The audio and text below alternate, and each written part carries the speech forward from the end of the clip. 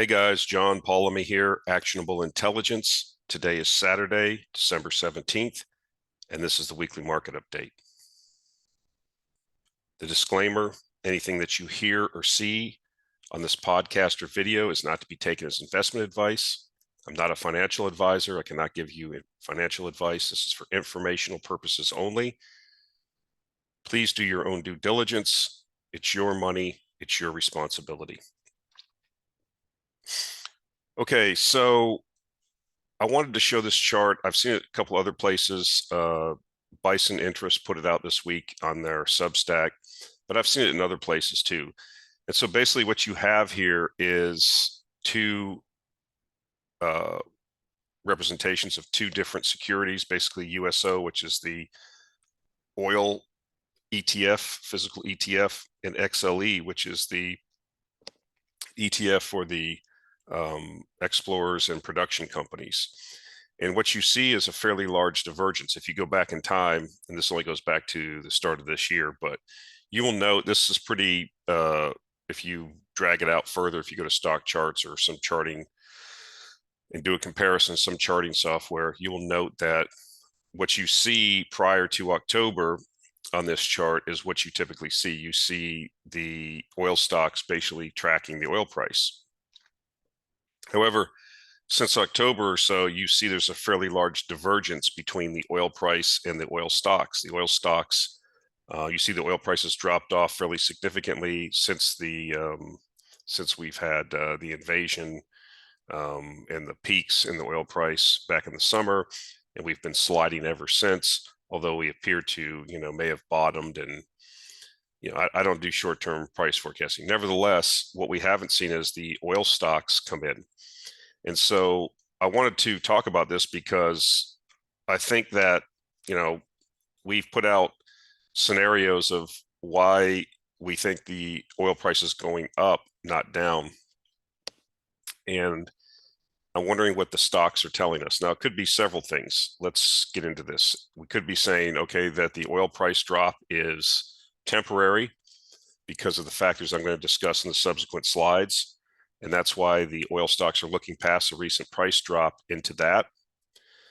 That's one possibility. The other possibility is that a lot of the energy stocks, particularly the oil producing stocks, have really outperformed over basically the last year or almost 2 years. And so a lot of people have crowded into them. And so they haven't sold yet. They haven't got the memo that the oil price is going down, that we're going into this worldwide recession, global recession. It's going to be bad, and energy demand is going to go down. Therefore, the oil price will go down, and the returns on oil stocks will go down. Their earnings will go down, their cash flows will go down. That's another possibility. The other possibility is that the oil price goes up a little bit and the oil stocks come in a little bit, and so this divergence closes. So the other thing it could be telling us also is that like I mentioned earlier, that this oil price drop's temporary. So I don't make any predictions and prognostications. I'm trying not to do that anymore. That's kind of hard to do on short term. What's going to happen? I mean, longer term, I think that a lot of people would find agreement with the fact that the underinvestment, the chronic underinvestment, is going to, in the mid and long term, lead to an energy crisis, kind of that we're in already, but that's going to be manifest in much higher prices. So I just wanted to point this out because divergences like this typically don't last. This will resolve either with the oil stocks coming in or the oil price going up. So I make no short-term prediction, but like I said, I'm going to make a case here in the subsequent slides that a lot of the factors that were influencing the oil price on the downside are now reversing. And so maybe the oil stocks are looking past this short-term divergence. I do not know. I just thought this was very interesting and something to consider if you are contemplating putting new money to work in oil and gas stocks. So this is something I introduced today. Got this also from Josh Young. He had this on Twitter, and you can follow this in real time. I put a link in the show notes last week, but this is a site that tracks flights airline flights inside each country. You can go to just about any country, and it will show you the past 4 years for comparison. So obviously, this is since the bottom of the China's COVID lockdown policy, zero COVID policy, if you will, and their rapid reopening. And you've seen what's happened with airline flights. If you go and look at this at this site, you'll see that flights are basically doubled in the last week. And so this is last year, and we're only 8% lower than 2021. And you see this is just rocketing higher. So this is, why am I showing this? Well, this is an indication that they are in fact opening up. The other thing that we're seeing is a lot of news reports that this variant of the flu is, this particular COVID strain is ripping through Chinese cities. I've seen it all over Twitter, message boards. People have family there, friends, everybody's sick. But and we have had an increase, from what I've seen in the media, an increase in deaths, which you can probably think would happen.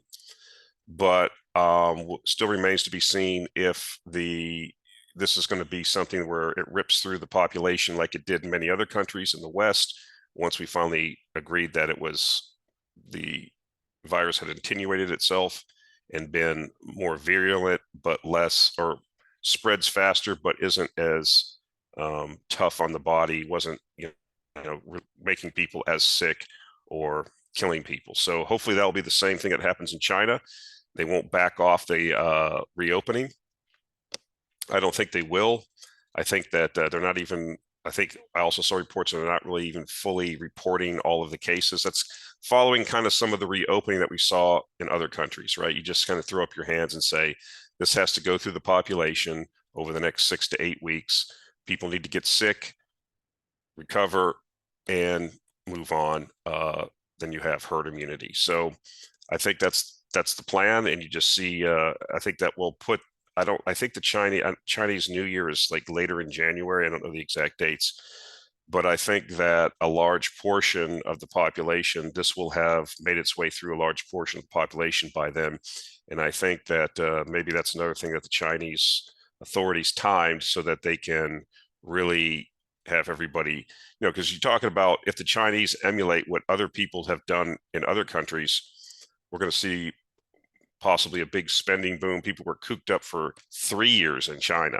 I mean, and worse than anybody in the West was. So a lot of savings, a lot of wanting to get out and spread your wings, basically what we saw in the West. I think we'll see something similar in China.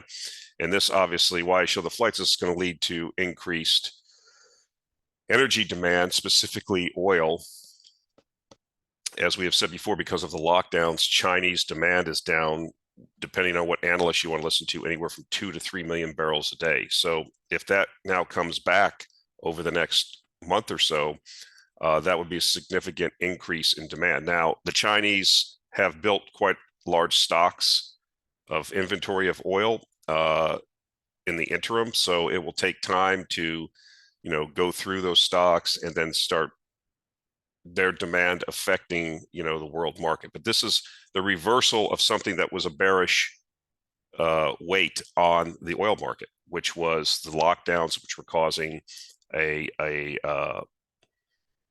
wet blanket on Chinese demand, anywhere, like I said, between 2.5, 3 million barrels a day.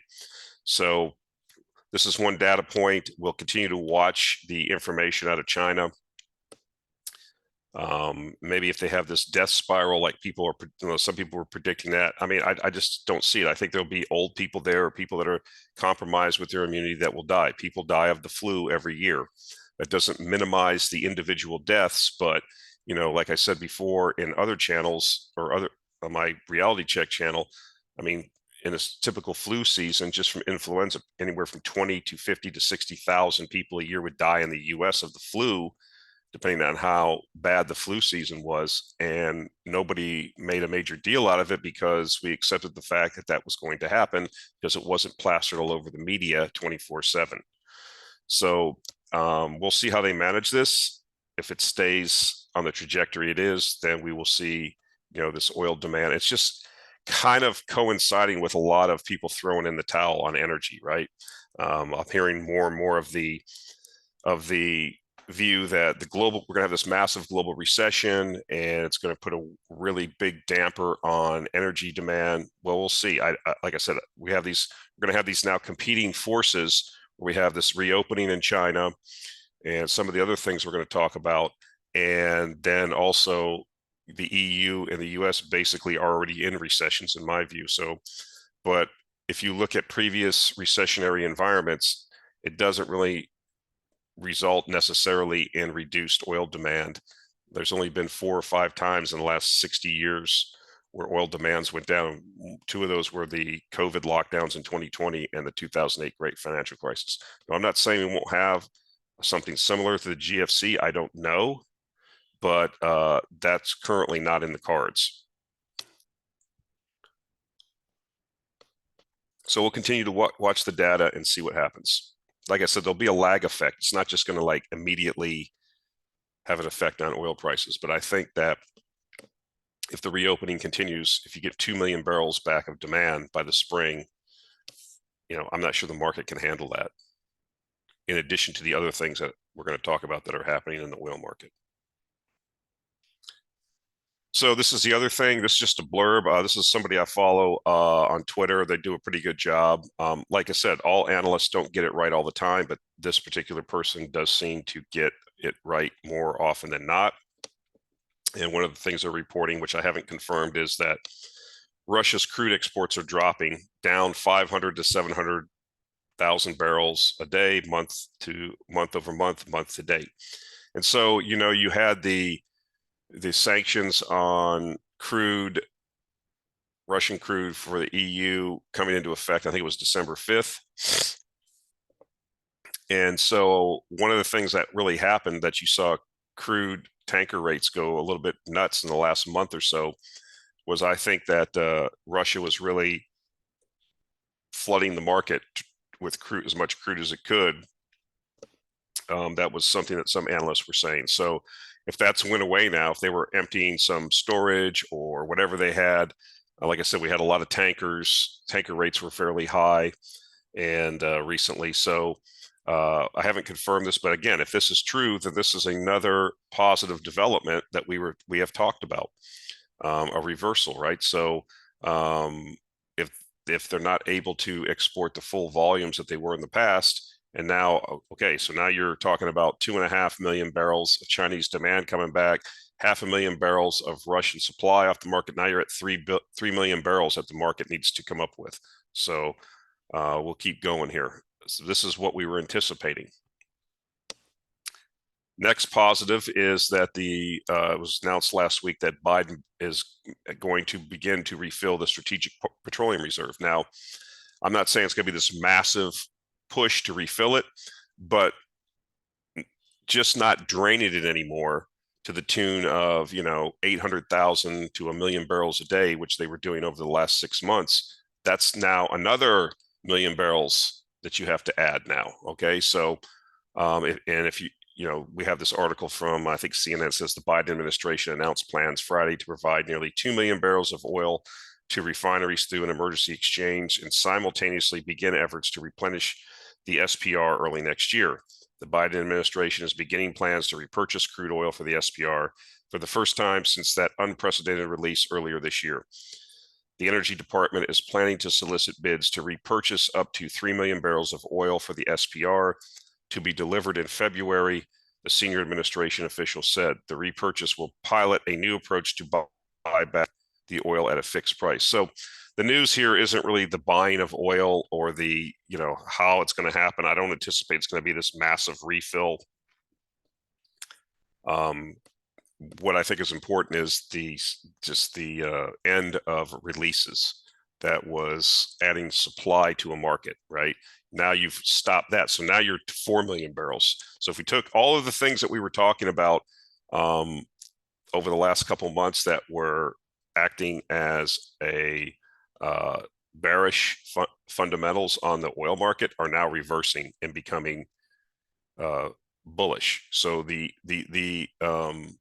the wind is no longer in our face. The wind is starting to get into our sails, right? So we're seeing, like I said, let's review. We have a Chinese demand coming back now as the reopening seems to be in place and happening in China.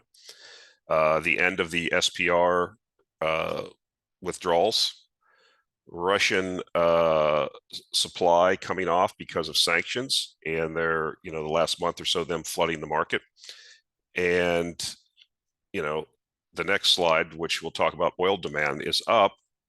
The AIA is forecasting higher global oil demand for 22 and 23, respectively, from 2.2 million barrels a day to 2.3, and from 1.6 to 1.7. Key sentence here: India booming oil demand explains a lot of the strength. Another price rally cannot be ruled out, the IEA says. So again, it's hard to forecast what's going to happen. We have all of these positive things now starting to go our way, turning from bearish to bullish fundamentals, yet we still have the specter of this recession in the US and EU that's going to happen. But listening to some other analysts around, I think we're closer to the end of this rate raising cycle than we are to the beginning, just because of the fact that it's obvious inflation has rolled over due to the base effect comparison.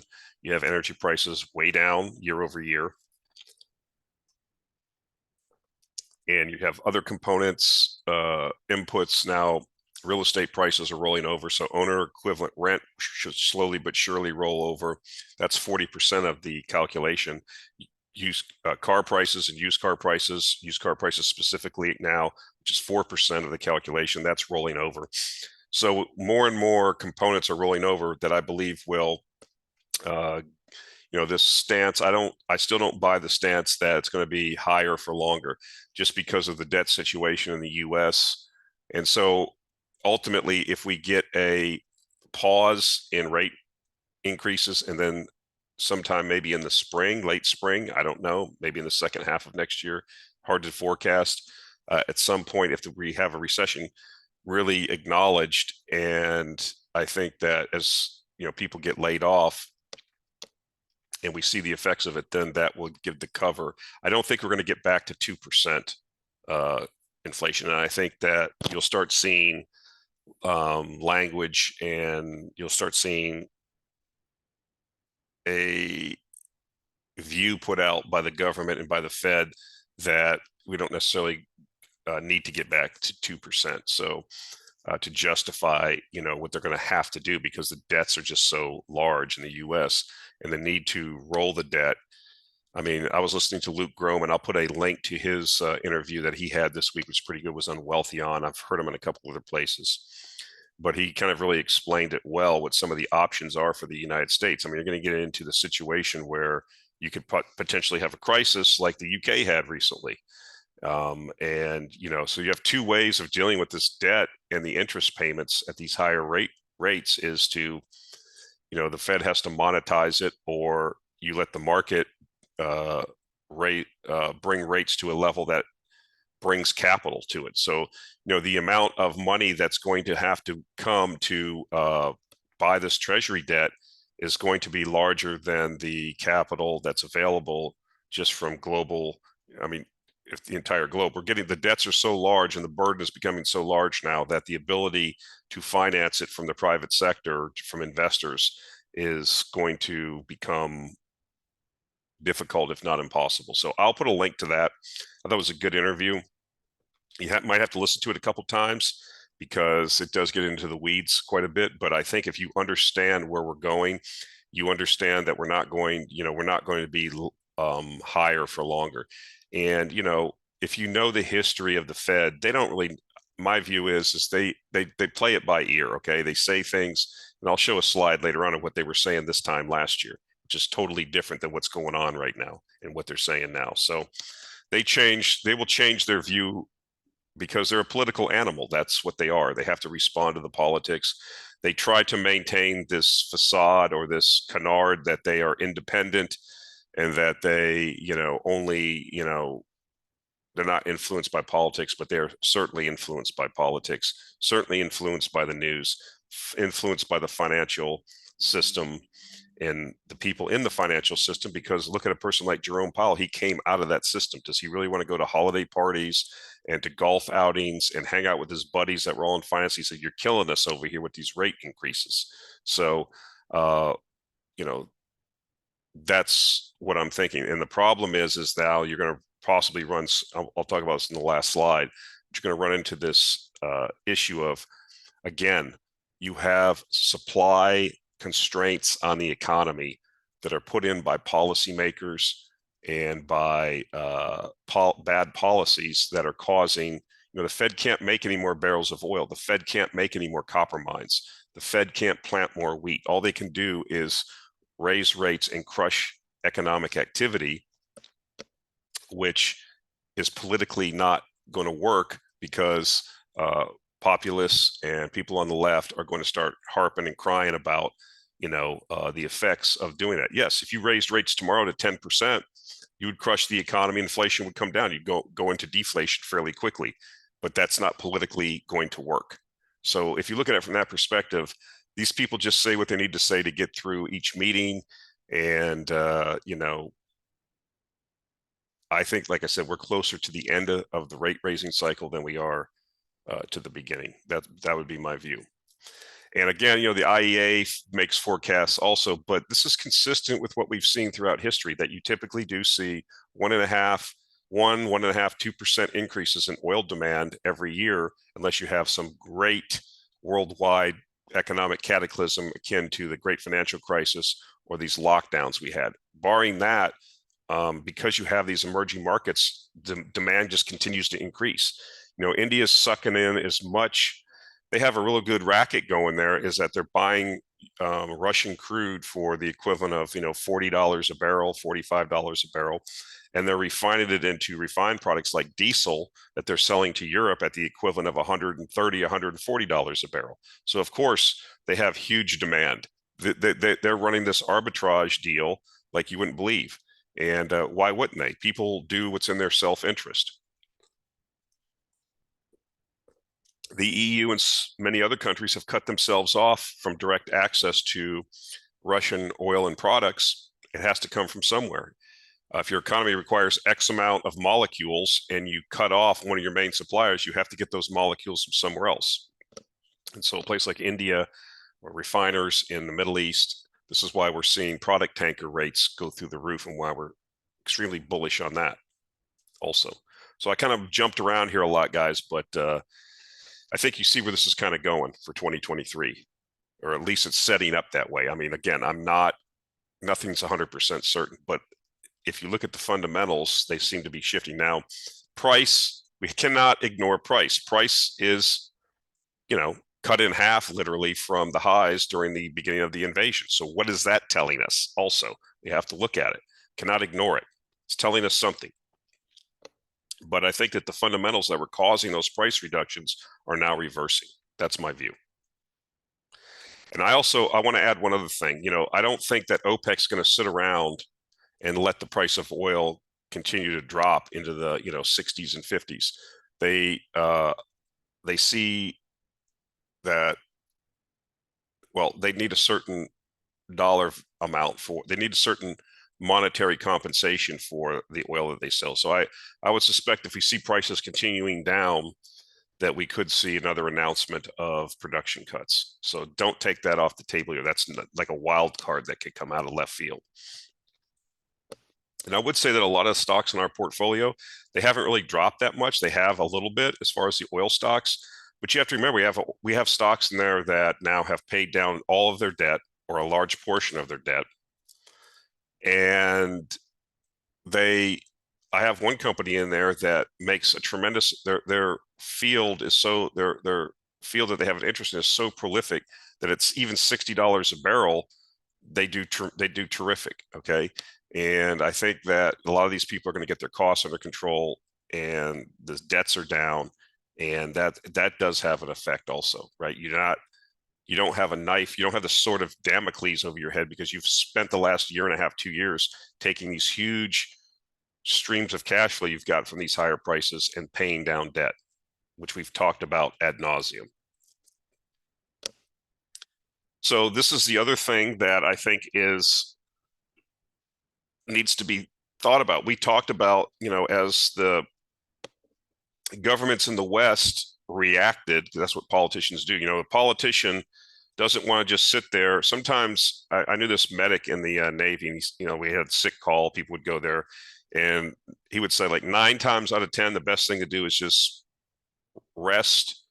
He said, rest and resolve. And most of these things that I see every day are going to resolve with some time and some rest. Okay. Don't do anything. Okay.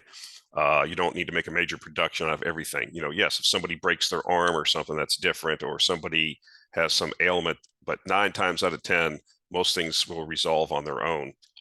I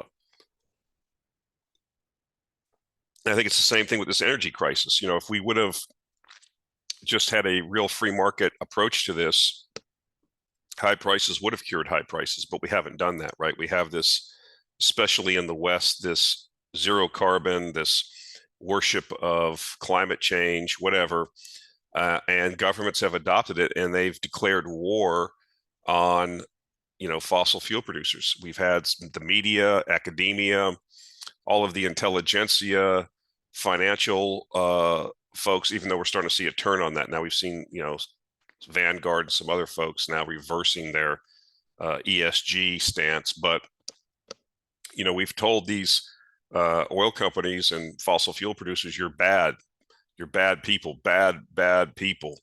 And we don't want you to be part of society. And the things that you provide to us that allow us to have civilization, we don't understand that or care. You're just bad people, because that's, the new religion. That's the current in thing. And so part of that was when oil prices went high, a lot of governments took the opportunity to slap windfall profit taxes on energy companies. And we said that if you did that, if you tax something, you'll get less of it. We know that from previous exercises, of raising taxes on things, it causes less of the thing that you tax. If you tax overall economic activity, you get less of it. If you tax cigarettes, you get less smoking. If you tax oil and gas excess profits, you get less activity. Again, these are cyclical commodity price takers, right? And they, in a 10-year period, they have, like I said, 1.5 to 2 years of super above normal profits. And that gives them the cash flow and the returns to stay in business for the other 8 years that, they middle along and don't make any money or even lose money. And so, but that's not popular. We don't want to have that discussion. They're greedy, they're evil. Why do we care? So that's the discussion that we're told. And so what I said was, if you put these excess profit taxes on, people were going to stop drilling. And this is what we have seen. This is from the Daily Telegraph in the UK. Biggest North Sea producer refuses to drill new oil wells because of windfall tax. We've seen some other companies say the same thing. Now, this is not the overall North Sea. This is the UK North Sea. So Britain's largest North Sea oil producer is refusing to bid for new UK oil and gas wells and reviewing its investments in response to the government's tax raid on the sector. Harbour Energy said it had decided not to bid for new blocks in the ongoing North Sea licensing round, the first since 2019. After the government imposed a windfall tax on oil and gas producers earlier in the year. Harbour Energy said, quote, as a result of the extension of the energy profits levy announced in the government's autumn statement, we are reviewing investment levels and company-wide capital allocation. This review is ongoing, and in the meantime, we have decided not to submit bids as part of this licensing process. And so this is, again, another tailwind for why I'm bullish in the mid and long term for oil. So let me explain a little bit about, because I heard a good explanation of this on Jim Poplava's show. I listened to that. He's really actually a pretty smart guy. He's a general wealth advisor and, helps people with their portfolios. And I always thought he was kind of a, fogey, but he's actually pretty insightful. And what he's talking about this last week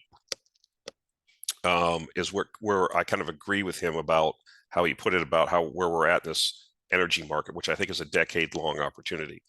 He said, typically what happens in these markets, this guy's been in the markets for 50 years.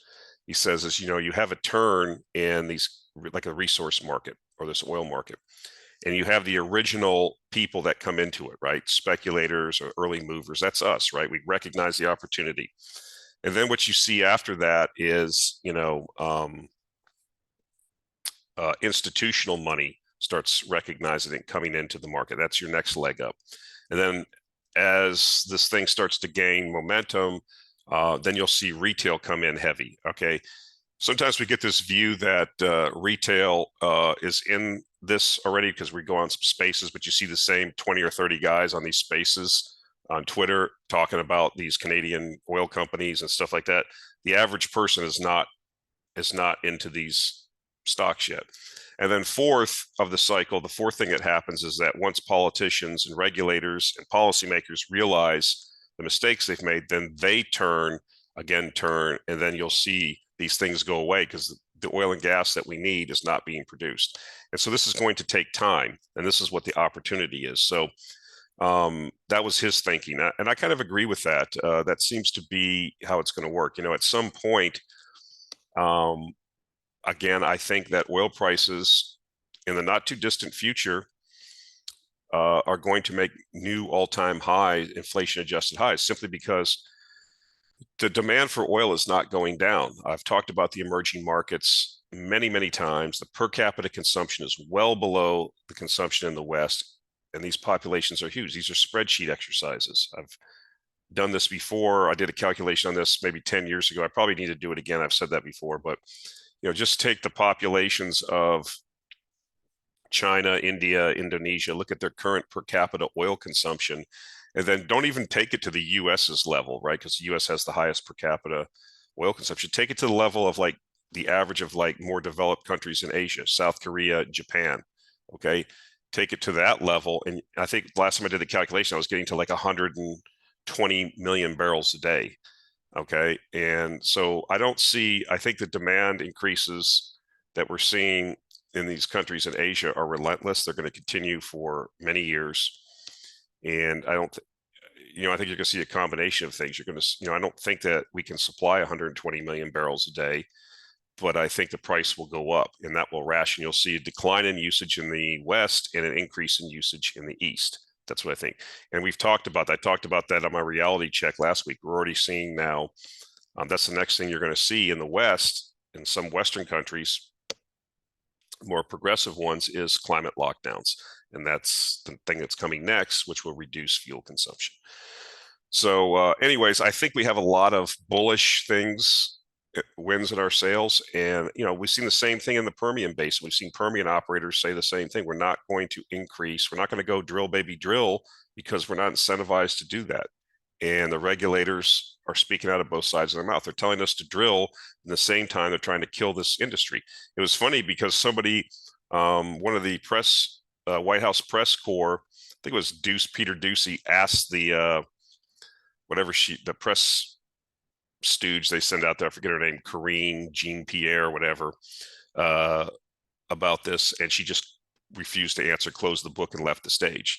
You're asking the oil companies to increase production. In the meantime, you're trying to put them out of business, and she didn't want to address that. So in the end, government policy and this religion of climate change is going to cause a bull market in things because we've demonized all these things, and we need these things for modern civilization. And what's even more ironic and amusing to me is that you need to dig things out of the ground for this energy transition. And I don't really think that they understand that. I simply do not think they understand it, many of them on that that are advocating for this. And if you make it even worse by doing things like this, then you're just going to see this. There's nothing the Fed can do about this. Okay. And so I think what you will see that part of the reason why the late 70s, early 80s inflation was crushed is not just that Mr. Volcker raised rates to levels high above the inflation rate and crushed the economy and subsequently crushed the inflation.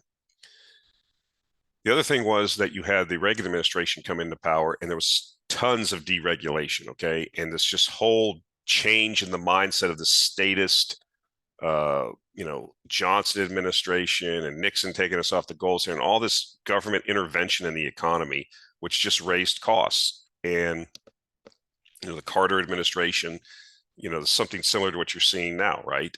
Especially like in Europe, put a sweater on, right? That kind of stuff. Lower your thermostat.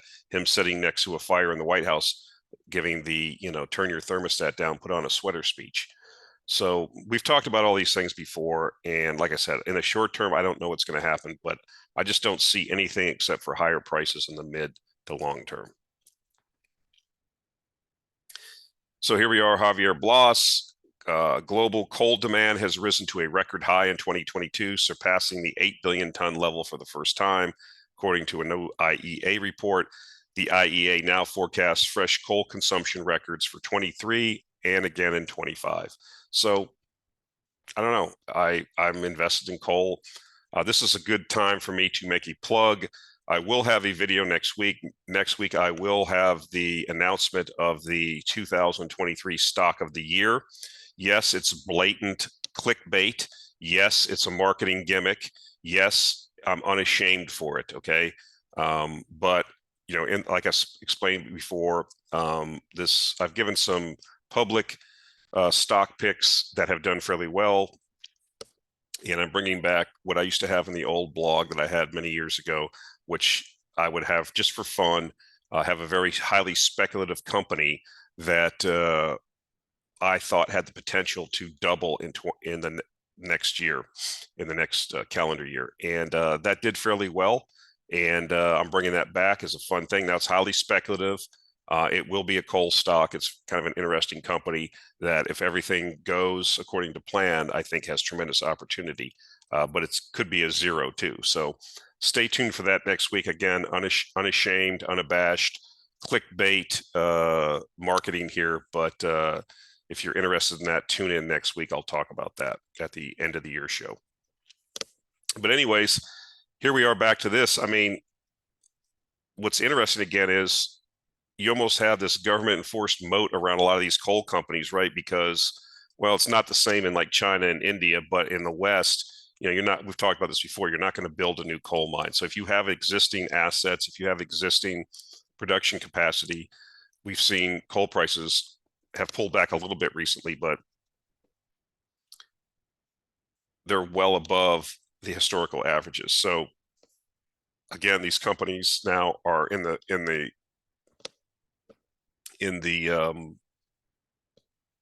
cuckoo bird seat, and they have paid down a lot of debt, and a lot of cash is coming through them, which will be returned to shareholders. So some people have described these coal companies as being the tobacco companies of the next decade or so. We'll see. But again, if you're going to, we're finding out, I think, that the transition into rebuildables isn't really going to work. And so I think that, you've seen it in Europe, for example. $500 billion spent on the Energiewende, the energy transition in Germany, which was unsuccessful. And now you have, Europe, because it cut off its main energy supplier, Russia, has spent like €500 billion in energy subsidies this year. That can't go on ad infinitum. And so you have all this coal burning starting again. I saw one, we reported on this maybe a couple months ago, where a portion of a German wind farm was being taken down or demolished in order to allow for the exploitation of the coal that was underneath that portion of the wind farm. I mean, you just see all these ridiculous, things happening because we don't have the coherent policy. And so we'll continue to ride this. And, as long as the gravy's flowing, we'll keep our lips on the spigot. So Goldman Sachs saying that commodities to outperform in 2023, basically, I don't know, maybe they're talking their own book. You take this for what it is. But again, supply shortages are biting. We're seeing this across the commodity complex. If China opens up like many people are forecasting, they are the largest user of, like, largest importer of oil and copper and these things. Now, many analysts are saying that the Chinese model is broken and that we won't see the same effects on prices and importation of raw materials. I don't know. I'm not. How does anybody really know what's going on in China? I mean, it's so big. The government there, the Communist Party, has such control of things as far as can make dictates. Yes, they have a tremendous amount of debts. Is it sustainable? I don't know. You never can tell when something gets to the end of a situation. It's like the U.S. We have these tremendous debts, but everything is recency bias, right? Everything was fine yesterday. Things are fine today. More than likely, things will be fine tomorrow. Things will go on till they can't go on any longer. It's very difficult to forecast and make actionable investment decisions based on a lot of unknowables. What we can say is they're coming out of 3 years of lockdown, and what if there's any telegraphing from what happened from the rest of the world when the place opens up, then we're going to see a big, I think, surge in imports of raw materials and things like that. So we'll see. Again, you cannot discount the rest of the world, the emerging markets, what's happening there. Again, that, of course, again, like I said earlier in this video, juxtaposed against the oncoming recession in the West. So want to have some good nuclear news this week. Japan restarts nuclear reactors. Of Japan's total 54 reactors and 17 plants, with a combined capacity of 48 gigawatts, only 10 reactors have restarted since the introduction of stricter safety regulations. The government now plans to restart all 17 plants in the summer of 2023 and has set a target for nuclear generation to produce 20 to 22% of its total power supply in 2030. I think we've talked about this before, but again, we've talked about why Japan needs to do this, why they have to have this reliance on nuclear power, even in the shadow of the Fukushima disaster. But this is good news, right? This is a major, if this happens, like they say, the reactors are coming. They brought the 4 reactors on for the winter. They are moving towards this goal, and adding back these 17 plants by the summer of 2023 would be, these aren't small reactors. So again, positive for long-term uranium demand, taking these things that have been literally offline since 2011, 2012, and bringing these things back online brings us increased demand, significant demand. India increases its nuclear plans. It says, this is from Bloomberg, India plans to add 21 nuclear reactors by 2031. That's 9 years. India plans to add 21 nuclear reactors with a combined capacity of 15.7 gigawatts by 2031. The energy minister said nuclear power can supplement renewable energy and help reduce dependence on coal. The minister informed lawmakers Wednesday in a written reply to questions in Parliament. India currently has 6.78 gigawatts of nuclear operation or generation capacity across 22 reactors, all operated by state-owned Nuclear Power Corp of India. Then they give a list of the various reactors they're talking about bringing online. 10 more reactors of 700 megawatts each to be completed through 2031 without giving specific timelines to completion. So again, more positive demand news, seeing the big supply response. We're seeing more contracts now being signed with smaller companies. And you're not going to see big announcements from like Cameco and Kazatomprom about made this 10-year agreement with China Nuclear Power for so many pounds at this price. It's not how it works. Very opaque market. Eventually, this will come into the news and come into the market. Again, I'm long-term bullish. Now, again, you have to really know what you own in these markets, just because you don't know when the price is going to take off. When we reach the critical point where the demand is going to become an issue relative to supply. That's coming. It's happening. Nothing's really changed with the fundamentals of nuclear power and uranium in my mind. Again, I can say this, if this is the first time you're hearing about uranium, or you just got into my newsletter 2 months ago, yeah, you're not having, it's hard for you to look at the same prospects. But if we were buying these things 2 years ago, 3 years ago for 10 cents, 5 or 10% of what they're selling for now. So we have tremendous gains that we're sitting on, and I think we're going to have tremendous gains going forward. I think what's going to happen to really reignite a lot of these resource stocks is, I think once the tight liquidity conditions in the markets, remember, these are highly speculative, risk-on assets. And with global tightening, you have monetary policy around the world tightening, okay? And so it's difficult in that environment for anything to go higher. You're literally in a bear market, right? Worldwide bear market. And so even good news, I have companies in my portfolio that are country ETFs, or even the situation in Uzbekistan. The country's booming over there, and the stock market's kind of stagnant because we are draining liquidity around the world.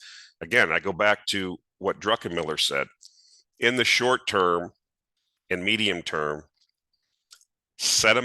market sentiment, how people feel about the market, and liquidity is what drives markets. In the long term, yes, fundamentals will drive it. But in the short term, sentiment and that goes for everything. So you're in a bear market, most things are soft and weak. Who's putting money? There's not a big institutional push into these uranium stocks yet. And there's not going to be until liquidity starts increasing. It's a thin market. Nothing's really happening. Sentiment's not good. And it's a lot of retail people. A lot of tourists came in over the last year. Liquidity's been tightened for over a year. Sentiment's negative. There's no interest. Nothing's going to happen. So if you're patient, I think you're going to be well rewarded, because you see the fundamentals over the medium and long term are tremendous. Okay. You just have to know what you own. You can't own companies that have no money, have no prospects, and are just going to issue shares and dilute you. Yes, when liquidity comes back in the market, once we go through the next liquidity cycle, which is going to happen eventually, probably sometime next year, then you'll see interest come back into a lot of these. I think a lot of these risk-on speculative type issues are going to fly in that type of environment, because the amount of money printing in the next cycle is going to be tremendous. And so you'll see the energy crisis is not going to be solved. And I think what you're starting to see is the beginnings of the realization that we are not going to solve or mitigate carbon or anything without one of two things happening: severely containing economic growth and basically rolling back living standards, okay, to cut energy usage. That's one option. That's what the WEF and the Masters of the Universe of Davos are pursuing in the West. And you juxtapose that against people in the East that want to have a better standard of living, and that's where the power and the population is and the growth is. And that's not going to happen with wind and solar. And that realization is starting to happen, that you're not going to fix this supposed issue that they're trying to fix with rebuildables. You're going to have to go to nuclear, and it's starting to accelerate. And most of the growth, again, is in the emerging markets. UAE has 2 reactors running right now, 2 more being built, 1,000 megawatt. First, Arab world reactors. You're going to see more of that. You're going to see reactors in Egypt. You're going to see in all these places, because that's the future. Okay. And so you're going to see people moving to that. In the West, you're going to see this Malthusian death cult of economic seppuku that thinks the solution is to have, like in Oxfordshire, England, different commuting zones where you can only drive your car a certain amount of days per week, and you have to get permission from the city council. That's where the West is going. And that will continue until the population rises up and throws out the elite Malthusian human-hating death cult. In the East, this is what you're going to see. Okay, rational energy policy, bringing relatively cheap and useful and highly efficient energy to the population. And here we go. If you go to the Our World data, you will see that I can't show you on here, but if you go to these little dots, it will show you, this is each year. Hold on. We had a record amount of nuclear power generation last year. You see the big drop here because of Fukushima, and then it's been nothing but increasing since then, right? Had a little bit of a pullback here. I think this was Germany shutting down some reactors, their reactors. But if you point on the stuff for 2022, you're at a record amount of generation. This is going to continue higher, folks. This is the future. And the energy return on energy invested on these nuclear power plants is like 70 to 80 times, okay? And it just makes sense. So I can't make it any more clear on why I'm bullish on nuclear power and uranium long term, because we haven't made the necessary investments because the price incentive is not there. So that's where the opportunity is. When that gets recognized and you have the big, move higher, impossible to know. So I thought this was interesting. This is from Crescat Capital, Tavi Costa. And I think this is what Felix Zuloff was talking about also. I think this is kind of what we may see over this decade. What am I talking about here? So we have this inflation now. We had this big wave of inflation, Fed's raising rates, tightening liquidity, trying to choke off that inflation. But the inflation is not necessarily all because of monetary policy. It's also because of supply chain disruptions. Those are not being fixed. So you get to a situation where you crush inflation, inflation comes down, you then go back to your old way, you're printing money again, reliquefying the system because of economic pullbacks or recessions. And then the next subsequent, you haven't fixed the supply issue. So when the demand comes back, it runs headlong into that undersupply that has not been fixed. And then you have a second wave of even higher inflation. That's what I think is going to happen. That's why I think oil prices, I'm beginning to agree with what Eric Townsend of Market Voices says. I think that's the name of this podcast. Anyway, he thinks, and I think I agree, I'm starting to agree with this, is that because of the underinvestment we've made in new oil reserves and production, that we will not, the oil price, when we do turn the corner and reliquefy and go through another liquidity cycle and upcycle, that there won't be sufficient energy to allow a full economic recovery. The energy prices will stifle any, because the supply simply won't be there. And it's, like I said, it's being artificially contained by bad policy, which we've already went over. And so this is what you're going to see. Then you'll see another big inflation, maybe double-digit inflation, 10, 12, 15%. The oil price at $150 a barrel. Then it will, collapse demand again. The Fed will have to come back in with another. You keep going through these cycles until you get a policy response that says we're going to unleash. Look at all of the inflationary things that are on the supply side.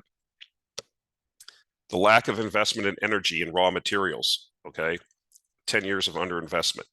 Policies in the West, in Western Europe and US and other OECD countries to stifle new investment in raw materials, okay, to demonize it, okay? Not only that, now with World War III going on and with the multipolar world starting to emerge, the reshoring effort, the de-globalization of the world economy, that's going to be higher cost, okay? You're not in the situation anymore where you're just running around the world finding the low-cost area to produce things and producing them there, because people realize that having 90% plus of various supply chains based in China is probably not a good idea when you're competing with them or trying to maintain your hegemon over their emerging desire to be a player on the world stage. So a lot of things, we've talked about these things. These are really complex things to really get into your medium and longer term thinking, but I think they are going to be the drivers. And so I think this is a very Nothing repeats exactly, but I think this is a good, like I said, Felix Zulauf has said something similar. I think he's a fairly good analyst. But I think this is a good approximation of what we could see over the next 10, 15, 20 years. We could see these multiple waves of inflation until we get policymakers in there that say we have to have the supply response. We have to do things to debottleneck the supply side. Okay.